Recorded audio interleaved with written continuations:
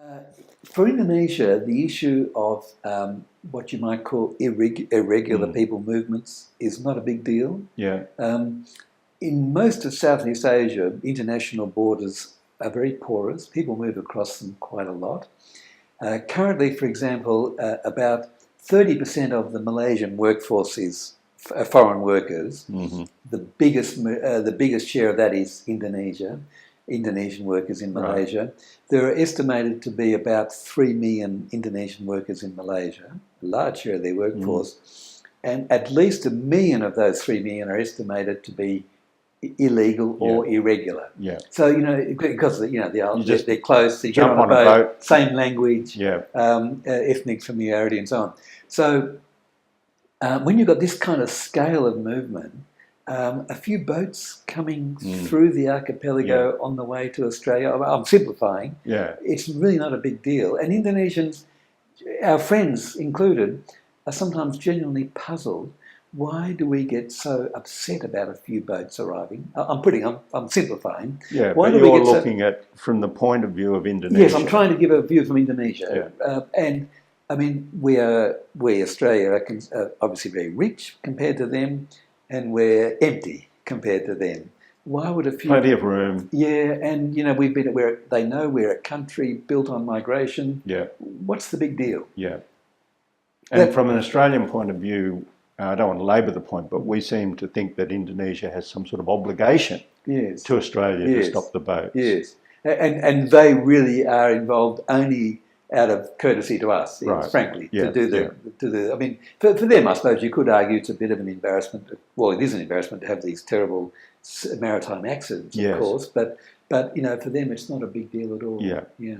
Okay. So Indonesia, by the way, is not a signatory to the protocols anyway. The Refugee Convention. Yeah. And so there's not a formal obligation created by being a signatory. And there is a debate in Indonesia about whether it ought to be. And so, in a way, we've got an interest in that debate. And so some of the more enlightened in the academic community are saying Indonesia should be a signatory to it. And that would be an important achievement for us. And I suppose the last point on this is I fully understand your point about Indonesians travelling to other parts of the region on short boat trips, which they've done for centuries. That's right? Exactly. Yes. But these asylum seekers aren't from, just around the next door neighbourhood. They're from the Middle East, from Afghanistan and so on. Does that, from Iran, I was going to say increasingly, but certainly in substantial numbers, does that change anything in terms of Indonesian thinking? Not really. Not really, no. It's a country with very porous international boundaries. I think so they're not shocked if they see an Iranian wandering around or a Hazara from Afghanistan. Not really, no. It's a 250 million people and, it's ethnically diverse. Yeah. Not a big deal, really. Yeah. Well, I just wanted to then traverse, there's a current controversy and again, I don't want to get into any detail about that, but what is the value or importance of us maintaining good, friendly relations with Indonesia?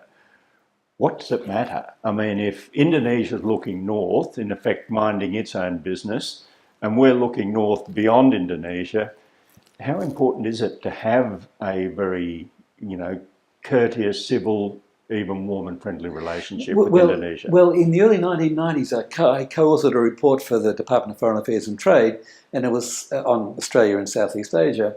And so we subtitled it From the Tyranny of Distance to the Advantage of Proximity. Yeah. I mean, here we are. Historically, we've been isolated from the major centres of world economic activity. And now, in the last 20 years, this is Asian century, which of course you've been involved with a lot, here we are with this dynamic neighbourhood right on our doorstep. Yeah. If we can't grasp that opportunity, then Australia doesn't have a great economic future. If we can't manage a productive commercial relationship and a political relationship underpinning it with the most important country in Southeast Asia, which will become a major economic power, in our lifetime, or at least in your lifetime. Shared lifetime.